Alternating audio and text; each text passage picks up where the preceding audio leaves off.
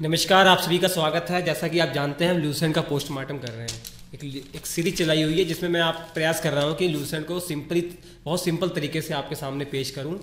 तो मध्यकालीन भारत का इतिहास, ये जो सब्जेक्ट है वो हमने शुरू किया हुआ है। 6वां लेक्चर होगा ये, और आज हम तुगलक वंश की बात करने वाले हैं। स्क्रीन पर आप देख सकते हैं तुगलक वंश की हम आज बात करेंगे। 320 से 1414 ईस्वी तक टाइम पीरियड रहता है दिल्ली सल्तनत के अंदर। सबसे लंबा जो टाइम पीरियड है वो तुगलक वंश का ही है। इसी की हम चर्चा आज करेंगे, तो बने रहिए हमारे साथ। देखिए, सबसे पहले देख लीजिए दिल्ली सल्तनत में जो तुगलक वंश है, किन किन शासकों के बारे में हमें पढ़ना है लूसेंट की दृष्टि से। गयासुद्दीन तुगलक की पहले बात करेंगे बच्चों। गयासुद्दीन तुगलक जिसने खुसरो खां को मारने के बाद गद्दी पर बैठा था। आपको पता ही है खुसरो खां ये वही है जिसने खिलजी वंश के आखिरी शासक मुबारक खिलजी की हत्या की थी। इससे पहले वाले वीडियो में मैंने बताया हुआ है। चलिए, गद्दी पर बैठ जाएगा तो उसके बाद मोहम्मद बिन तुगलक, इसका बेटा, गद्दी पर बैठेगा। सबसे महत्वपूर्ण ये मोहम्मद बिन तुगलक ही है। येलो कलर ले लेते तब सही होगा। सबसे इंपॉर्टेंट ये ना, मोहम्मद बिन तुगलक ही है। इसको पागल राजा भी कहा जाता है, पढ़ा लिखा मूर्ख इसको बताया जाता है। और मोहम्मद बिन तुगलक के बाद इसका जो चचेरा भाई था फिरोज शाह, वो गद्दी पर बैठेगा। इसके बारे में हमें पढ़ना है। इन 3 शासकों के बारे में पढ़ने के बाद हम डायरेक्ट कूदेंगे आखिरी शासक नसरुद्दीन मोहम्मद शाह तुगलक। यही हमको 4 शासकों के बारे में पढ़ना है। इनमें सबसे महत्वपूर्ण मोहम्मद बिन तुगलक है। तो चलिए शुरुआत करते हैं फिरोज शाह तुगलक, गयासुद्दीन तुगलक से। गयासुद्दीन तुगलक का अन्य नाम बच्चों गाजी मलिक भी था, ये याद रखेंगे, गाजी मलिक। जब खिलजी वंश का टाइम पीरियड चल रहा था और अलाउद्दीन खिलजी गद्दी पर बैठा हुआ था, तो उस समय इसको मुल्तान का गवर्नर बनाया हुआ था। तो उस समय ये क्या था, मुल्तान का गवर्नर था। लेकिन आगे चलकर दीपालपुर का गवर्नर बन जाएगा, पंजाब वाले इलाके में पड़ता है। और उसके बाद आपको पता है कि खुसरो खां ने क्या किया था, मुबारक खिलजी की हत्या कर दी थी और सोच रहा था, सपने देख रहा था मैं गद्दी पर बैठूंगा। लेकिन उसका ये ख्वाब पूरा नहीं हो पाया, क्योंकि गयासुद्दीन तुगलक ने इस खुसरो खां को मार दिया 1320 ईस्वी में और खुद गद्दी पर बैठ गया गयासुद्दीन तुगलक के नाम से। तो अब पढ़ेंगे गयासुद्दीन तुगलक के बारे में। और गयासुद्दीन तुगलक और तुगलक वंश से संबंधित जो जानकारी का मुख्य स्रोत है, जो हम पढ़ा रहे हैं, इसका मुख्य स्रोत क्या है। सबसे पहले इब्न बतूता की एक पुस्तक है रहला। मोरक्को का निवासी था ये, अफ्रीका देश के मोरक्को का निवासी था इब्न बतूता। वहाँ से ये भारत आया था। इसने भारत में पुस्तक लिखी थी रहला। किसके टाइम पीरियड पर आया था पता है आपको, आगे पढ़ेंगे। मोहम्मद बिन तुगलक इसके टाइम पीरियड पर 1333 ईस्वी में आया था। बहुत ज़बरदस्त इंसान था ये। जियाउद्दीन बर्नी, इसने एक पुस्तक लिखी है तारीख़ फिरोज शाही। तो इससे हमको बहुत सारी जानकारी इस तुगलक वंश के बारे में मिलती है। ठीक है, अब गयासुद्दीन तुगलक की क्या घटनाएं हैं गद्दी पर बैठने के बाद, वो समझने का प्रयास करते हैं। सबसे पहले इसकी उपाधि याद रखिएगा, अल शहीद। ये उपाधि के बारे में जानकारी हमको कहाँ मिलती है, इसका बेटे ने एक सिक्का चलवाया था, उस सिक्के पर लिखा हुआ था अल शहीद। वो मोहम्मद बिन तुगलक के द्वारा चलाए गए सिक्के पर अपने पिता को अल शहीद बताया था। और इस गयासुद्दीन तुगलक की जो माता थी ना, वो हिंदू थी। इसकी मम्मी जो थी वो हिंदू धर्म से संबंधित थी। और दिल्ली के निकट जो तुगलकाबाद है, ये नगर किसने बसाया हुआ है, इस गयासुद्दीन तुगलक ने ही बसाया हुआ है। तुगलकाबाद तो तुगलक वंश से याद रख लेंगे, मतलब तुगलक वंश ने ही इसको बसाया है। और तुगलक वंश में पहला शासक गयासुद्दीन तुगलक, तो इसने बसाया है, याद रख लीजिए। और यहीं पर इसका मकबरा भी है। ठीक है, यहीं पर इसका तुगलकाबाद में मकबरा भी है। और पता है दिल्ली सल्तनत में सिंचाई की व्यवस्था करने के लिए नहरों का निर्माण कराने वाला पहला सुल्तान कौन था जानते हैं, गयासुद्दीन तुगलक ही था। गयासुद्दीन तुगलक। आगे चलकर फिरोज शाह तुगलक के बारे में पढ़ेंगे, तो अब उसके टाइम पीरियड पर सबसे ज़्यादा नहरों का निर्माण हुआ। लेकिन पहली बार सोचा किसने कि नहरों का निर्माण करवाया जाए, तो ये किस सुल्तान ने सोचा, तो ये गयासुद्दीन तुगलक ने सोचा। बहुत इंपॉर्टेंट फैक्ट है ये। ठीक है, बहुत सिंपल तरीके से मैं आपके सामने परोस रहा हूँ। ये वीडियो का ये जो PDF है, ये मैं आपको प्रोवाइड कराऊंगा कैसे, वीडियो लास्ट में मैं आपको बताऊंगा कि यहाँ पे आके आपको ये ले लेना है।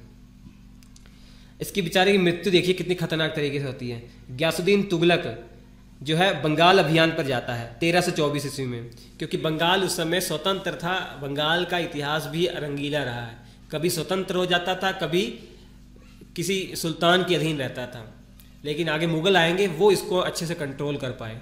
दिल्ली के सुल्तानों के बस में नहीं था बंगाल, कभी इनके अधिकार में आ जाता था और कुछ दिन इस पर ध्यान नहीं देते थे तो वो स्वतंत्र हो जाता था। वैसे ही वो स्वतंत्र था और वहाँ पे गृह युद्ध चल रहा था, तो इसने उस पर पार्टिसिपेट किया। 1324 ईस्वी में गया और उसको जीत लिया, बंगाल को जीत लिया। पता किसको दे दिया इसने? नसरुद्दीन को दिया, वहाँ का जागीरदार या कहा जाए सूबेदार बना दिया, और खुद वापस आ रहा है। लेकिन इसको क्या पता था कि दिल्ली में इसकी मौत इसका इंतजार कर रही थी, और वो मौत का षड्यंत्र इसके बेटे के द्वारा, मोहम्मद बिन तुगलक के द्वारा ही रचा गया था। इसके स्वागत के लिए 1325 में दिल्ली से कुछ दूरी पर ही एक लकड़ी का महल कहते हैं बनवाया था। जो ही अंदर ये गया और लकड़ी का महल भर भरा के गिर गया इसके ऊपर, इसमें दब के इसकी मृत्यु हो जाती है। और इसके साथ इसका एक बेटा भी होता है, राजकुमार महमूद खां, उसकी भी मृत्यु हो जाती है। इब्न बतूता ने बताया है कि भैया ये एक साजिश थी, वो साजिश और किसी और की नहीं, इसी के बेटे मोहम्मद बिन तुगलक की थी गद्दी को हासिल करने के लिए। ठीक है, एक इंटरेस्टिंग कहानी बताऊं मैं हजरत ख्वाजा निजामुद्दीन औलिया की। हजरत ख्वाजा निजामुद्दीन औलिया और गयासुद्दीन तुगलक की बनती नहीं थी, दोनों में 360 डिग्री का आंकड़ा था, 180 डिग्री का आंकड़ा था, मान लीजिए एक दूसरे के विरोधी थे।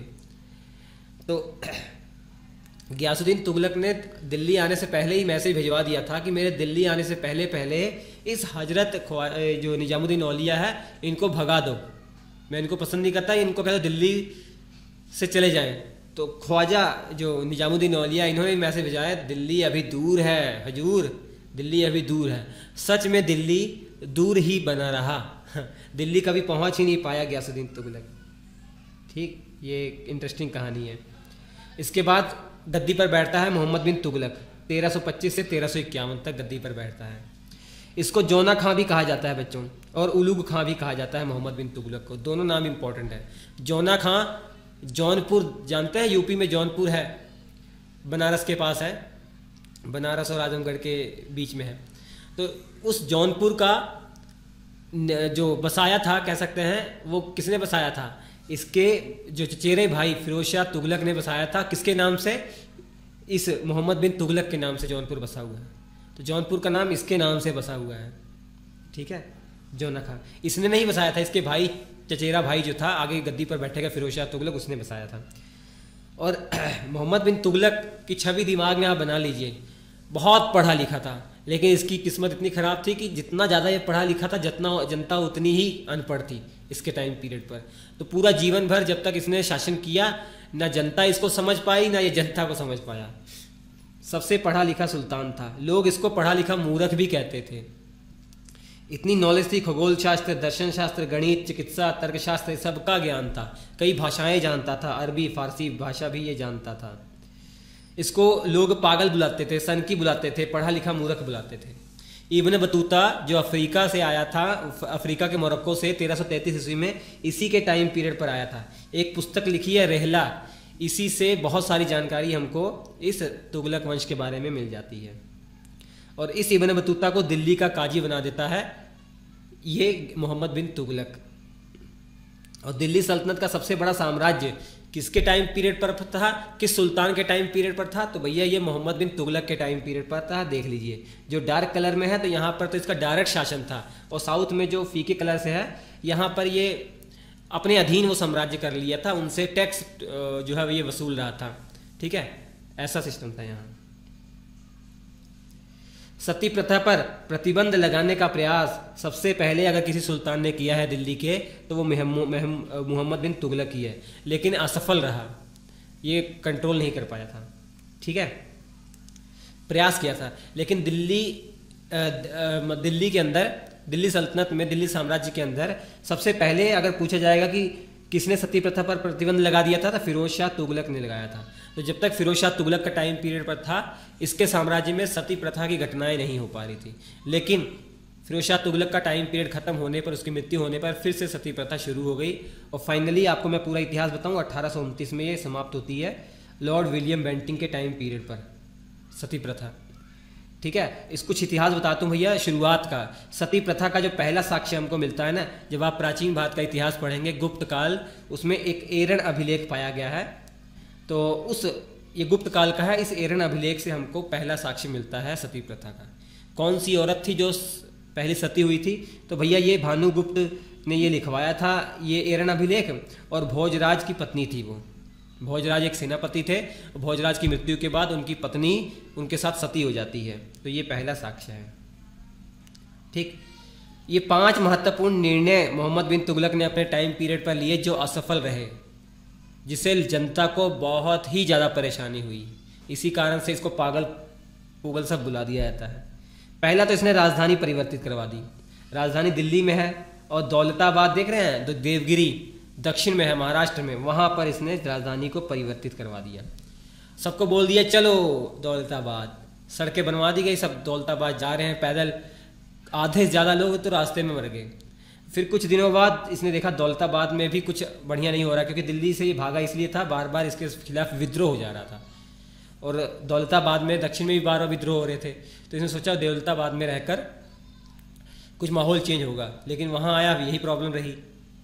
तो फिर से इसको वापस जाना पड़ा। फिर निर्णय लिया कि दिल्ली फिर से चलो। जो बचे कुचे लोग थे वो वहाँ मर गए। तो ये इसका ये फेल हो गया निर्णय। सांकेतिक मुद्रा का प्रचलन इसने करवाया। उसने उस समय सोचा तो बहुत गजब था, लेकिन उसको जो फॉलो करने वाले लोग थे वो अनपढ़ थे, तो वो कर नहीं पाए, समझ नहीं पाए। तो सांकेतिक मुद्रा का इसने प्रचलन करवाया। मतलब आज जैसे आपके पास 100 का नोट है, मान लीजिए 100 का नोट बनाने में सरकार को 100 रुपये नहीं लगे होंगे, 100 रुपये का खर्चा नहीं लगा होगा।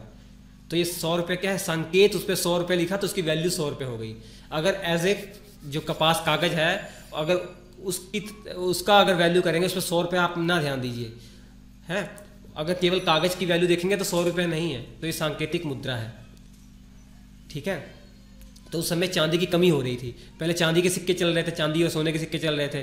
तो चांदी का एक सिक्के का जितना वैल्यू है, अगर वो धातु के रूप में देखा जाए तब भी उतना ही वैल्यू है। जैसे मान लीजिए उस समय चांदी का सिक्का 1 रुपया, मान लीजिए 1 रुपया, तो किसी को दिया 1 रुपये का सामान मिल गया। अगर उस चांदी के सिक्के को पिघला के धातु की तरह यूज़ करिए तब भी उसकी वैल्यू एक ही है। और उसमें चांदी की कमी हो रही थी, तो इसने क्या किया, जो सस्ती धातु थी, बहुत सस्ती धातु थी, उनसे सिक्के बनवाने शुरू कर दिए। जैसे पीतल के, ठीक है, और कांसे के, और ये सब, मतलब जो सस्ती धातु थे उनका प्रयोग करके इसने सिक्के बनवाने शुरू कर दिए। तो उसमें संकेत, जो उसकी वैल्यू का संकेत था वो ज़्यादा था, जबकि धातु के रूप में अगर उसकी वैल्यू देखा जाए, उसका कीमत देखा जाए, बहुत कम है। तो लोगों ने क्या किया, घर पे ही वो छापने शुरू कर दिए, घर पे ही टकसाल खोल दी सिक्के बनाने की। तो वो नकली जो है ये धातु जो थी, सस्ती धातु के सिक्के घर से बनाकर बाजार में ले जाते थे। उसके बदले लोगों ने जो चांदी के सिक्के, सोने के सिक्के, वो स्टोर करना शुरू कर दिया। तो बाजार में जो सिक्के चलवाए गए थे सरकार के द्वारा, मतलब सुल्तान के द्वारा, उससे कहीं ज़्यादा सिक्के बाजार में घूम रहे हैं। तो फिर बाद में इसने निर्णय ये वापस लिया और सबको बोला कि भैया जितने आपके पास सिक्के हैं ना, वो सब वापस कर दीजिए राज दरबार में, और चांदी के सिक्के आपको मिल जाएंगे। सब झोला भर भर के, बोरा भर भर के ले आए जो सस्ती धातु वाले सिक्के। तो पूरा ढेर लग गया, एक पहाड़ बन गया उस सिक्कों का। तो इसका खजाना भी जो है खाली हो गया लगभग, समझ रहे हैं। दुआब में इसने कर वृद्धि कर दी, टैक्स में वृद्धि कर दी दुआब वाले क्षेत्र में। मुख्य तौर पर ये पंजाब वाला इलाका जो है ना, 2 नदियों के बीच का जो क्षेत्र दुआब कहलाता है, वहाँ पे जरूरी नहीं कि यहीं पे, मतलब हर जगह जहाँ जहाँ दुआब था, इसके दिमाग में था कि वहाँ पे कृषि ज़्यादा होगी, फसलें ज़्यादा होंगी, इसलिए इसने कर वृद्धि कर दी। लेकिन जब इसने कर वृद्धि की उस समय किस्मत इसकी ख़राब थी। क्या था कि फसल ही नहीं पैदा हुई अच्छी, लोगों को बहुत परेशानी हुई फिर। और खुरासान एक अभियान था इसका, एक कराची अभियान, ये सब फेल हो गए थे। तो इसके 5 मुख्य निर्णय थे, वो सब फेल हो गए थे इसके जीवन में। और हिंदू त्यौहार जो होली था, इसमें पार्टिसिपेट करने वाला ये सुल्तान जो है ना, ये मोहम्मद बिन तुगलक ही है। याद रखेंगे सभी फैक्ट है। दीवान अमीर को ही, ये कृषि विभाग की स्थापना करने वाला मोहम्मद बिन तुगलक ही है। और जिन प्रभासुरी व राजशेखर, भैया प्रभासुरी, जिन प्रभासुरी और राजशेखर जैन धर्म से संबंधित थे, जैन संत थे, इनको अपने दरबार में स्वागत किया था मोहम्मद बिन तुगलक ने, याद रखेंगे। और दिल्ली में निजामुद्दीन औलिया का मकबरा जो निर्माण करवाया था ना, ये मोहम्मद बिन तुगलक ने ही करवाया था। हरिहर और बुक्का के द्वारा विजयनगर साम्राज्य की स्थापना की गई है दक्षिण भारत में, आप जानते हैं 1336 ईस्वी में। वो इसी के टाइम पीरियड पर हुई है। इसी के टाइम पीरियड पर साम्राज्य बहुत बड़ा भी था, और इसी के टाइम पीरियड पर कुछ समय बाद सबने अपने आप को दक्षिण में स्वतंत्र करना भी घोषित कर दिया था। दक्षिण में 2 बहुत इंपॉर्टेंट साम्राज्य हुए हैं मध्यकालीन इतिहास में, एक हिंदू साम्राज्य है, एक मुस्लिम साम्राज्य है। दोनों पैरेलल में चले हैं, लगभग थोड़ा बहुत समय का अंतर है, लगभग सेम टाइम पीरियड पर दोनों का जन्म हुआ है। तो एक विजयनगर साम्राज्य, एक बहमनी साम्राज्य। हसन गंगू के द्वारा बहमनी साम्राज्य की स्थापना 1347 में की गई है। अब मोहम्मद बिन तुगलक की मृत्यु 1351 में हो जाती है। इसकी मृत्यु के बाद जो बंदायूनी था, इसने कहा कि भैया शुक्र है, अब जनता को अपने राजा से और राजा को अपने जनता से मुक्ति मिल गई है। इसके बाद गद्दी पर बैठता है फिरोज शाह तुगलक। ये चचेरा भाई था जौना खां का, मतलब मोहम्मद बिन तुगलक का नाम जौना खां था। इसके पिता का नाम मलिक रजब था। मलिक रजब किसका भाई था? जौना खां का भाई था। इसकी माता का नाम हिंदू थी, भट्टी राजकुमारी था, जो राजपूत राजा रणमल की पुत्री थी। ठीक है। और ये भैया दिल्ली का पहला सुल्तान था जिसने ब्राह्मणों पर भी जजिया कर लगा दिया था। ये बहुत इंपॉर्टेंट है। 1376 ईस्वी में अब तक ब्राह्मणों से जजिया कर नहीं लिया जाता था। मोहम्मद बिन कासिम के टाइम पीरियड पर आप देख रहे हैं जजिया कर तो लिया जा रहा है हिंदुओं से, लेकिन ब्राह्मणों से नहीं लिया जा रहा तब तक। ब्राह्मणों पर सबसे पहले जजिया कर लगाने वाला फिरोज शाह तुगलक है। नोट कर लीजिएगा, परीक्षा में आपको मिल सकता है। फिरोज शाह ने एक अपनी आत्मकथा लिखी थी जिसका नाम है फुतुहात-ए फिरोज शाही। यहाँ पर एक इम्पोर्टेंट जानकारी आपको चाहिए कि मध्यकालीन इतिहास में 3 ही शासक ऐसे हुए हैं जिन्होंने अपनी आत्मकथा लिखी है। सबसे पहले तो फिरोज शाह ने लिखी है, उसके बाद जब मुग़ल शासक आएंगे बाबर, और उसके बाद उसका जो पोता था जहांगीर, इन्होंने तो 3 लोग हैं, बाबर, जहांगीर और फिरोज शाह तुगलक। इन्होंने अपनी आत्मकथा खुद लिखी है। और कुतुब मीनार की 4थी मंजिल का मुरम्मत फिरोज शाह तुगलक के द्वारा हुआ था। ठीक है। और 5वीं मंजिल में इसने बनवा दी थी। और फिरोज शाह तुगलक ने बहुत सारे नगर बसाए हैं, उससे हमको मतलब नहीं है। कुछ इंपॉर्टेंट है, फिरोजपुर, फतेहाबाद, हिसार, फिरोजाबाद। दिल्ली में फिरोज शाह कोटला और जौनपुर सबसे महत्वपूर्ण है। इसने अपने भाई जौना खां की याद में ये बसाया था। इसकी स्थापना 1359 में हुई थी, लेकिन आगे चलकर 1394 में मलिक सरवर ने उसको अपने अधिकार में ले लिया, स्वतंत्र कर लिया। ये मलिक सरवर पहले दिल्ली के सुल्तानों के अधीन वहाँ पर नियुक्त किया गया सूबेदार था। जब देखा दिल्ली सल्तनत कमज़ोर पड़ रही है तो इसने स्वतंत्र घोषित कर दिया और वहाँ पर अपना साम्राज्य स्थापित कर दिया, शर्की साम्राज्य जिसे कहा गया है। वहाँ पे शर्की साम्राज्य वालों ने एक मस्जिद बनवाई है, अटाला मस्जिद। ही दिखाऊँ मैं, ये देख लीजिए, लोग बहुत घूमने जाते हैं वहाँ पर, जो जौनपुर के हैं आसपास के इलाके के जानते हैं। अटाला मस्जिद का निर्माण करवाया था शर्की साम्राज्य के शासकों ने। कौन सा शासक था? इब्राहिम शाह शर्की, 1408 ईस्वी में। शर्की साम्राज्य जब पढ़ते हैं आपने, सबसे इंपॉर्टेंट शासक यही है, इब्राहिम शाह शर्की। मैंने बताया था फिरोज शाह तुगलक ने भैया सबसे ज़्यादा नहरों का निर्माण करवाया है, और सिंचाई कर भी इसने लगाया था। सिंचाई कर को कहते हैं हर के शर्ब इसके टाइम पीरियड पर। ठीक है। और इसने गरीबों के लिए अस्पताल भी बनाए हैं। अस्पताल को दारुल शिफा कहा गया है। गरीबों के लिए दान देने के लिए एक विभाग बनाया गया है, दीवाने खैरात बनाया है। गुलामों के लिए एक विभाग बनाया है, दीवाने बंदगान बनवाया है। इसके टाइम पीरियड पर सबसे ज़्यादा गुलाम थे बताया जाता है, 1,80,000 से भी ज़्यादा गुलाम थे। और 30 सितंबर 1388 में जौनपुर के अंदर ही इसकी मृत्यु हो जाती है बच्चों। अब उसके बाद कई शासक हैं, तो आखिरी शासक जो है वो नसरुद्दीन मोहम्मद शाह तुगलक के बारे में पढ़ते हैं। थोड़ा फैमिली ट्री आप समझ लीजिए। सबसे पहले गद्दी पर गयासुद्दीन तुगलक, फिर उसका बेटा मोहम्मद बिन तुगलक, और उसके बाद इसका जो चचेरा भाई था, इसके चाचा का लड़का मलिक रजब चाचा है, और उनका लड़का फिरोज शाह तुगलक वो गद्दी पर बैठता है। और उसके बाद हमको जो पढ़ना है ना, आखिरी शासक ये मोहम्मद शाह है, यही है नसरुद्दीन मोहम्मद शाह तुगलक। ठीक है, कहीं ये मत समझिएगा ये पहले आ चुका है, ये आखिरी शासक है। अब इसके बारे में पढ़ना क्या भैया, इसके टाइम पीरियड पर आक्रमण बहुत ज़बरदस्त हुआ था तैमूर का। तैमूर लंग का आक्रमण हुआ था 1398 ईस्वी में। तो पूरा वीक हो गया था दिल्ली सल्तनत तैमूर के आक्रमण के कारण। इतनी लूटपाट, जैसे चंगेज खां का आक्रमण था ना, वैसे ये भी था। चंगेज खां का तो आक्रमण बच गया था, आप जानते ही हैं। चंगेज खां के टाइम पीरियड पर वो आक्रमण नहीं कर पाया, वो वहीं से चला गया था। जो पाकिस्तान अफगानिस्तान वाले इलाके हैं वहाँ से वो भाग गया था। इसने तो ज़बरदस्त आक्रमण किया।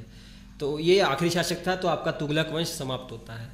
इसके बाद हम आपका सैयद वंश और लोधी वंश एक ही वीडियो में कंप्लीट कर देंगे। अच्छा लगा होगा लाइक कीजिएगा। देखिए अब इसके नोट्स आपको कहाँ मिलेंगे। इसके नोट्स के लिए आप देखिए श्री एजुकेशन एप्लीकेशन को डाउनलोड कर लीजिए। देखिए श्री एजुकेशन ऐप है, तो यहाँ पे आपको दिखाई दे रहा है 3 लाइनें हैं, इस पर क्लिक करेंगे तो ऐसा इंटरफेस खुल जाएगा। ठीक है, और यहाँ पे इंटरफेस ऐसे खुलेगा। ये स्टडी मटेरियल देख रहे हैं, ये स्टडी मटेरियल, ये दूसरी लाइन में ये स्टडी मटेरियल स्क्रीन पे आपको दिखाई दे रहा है कि नहीं? हाँ, ये स्टडी मटेरियल। तो इस पे स्टडी मटेरियल में सामान्य ज्ञान महत्वपूर्ण देखिए प्रश्न आरआरबी एनटीपीसी फोल्डर है, एक फोल्डर यहाँ पे मैं लगा दूंगा लूसेंट का पोस्टमार्टम, यहाँ पे उसके पीडीएफ मिल जाएंगे। ठीक है, तो श्री एजुकेशन ऐप आप डाउनलोड कर लीजिए, वहाँ पर ये सब मिल जाएगा। चलिए हम आपसे मिलते हैं अगले एपिसोड में, तब तक के लिए नमस्कार।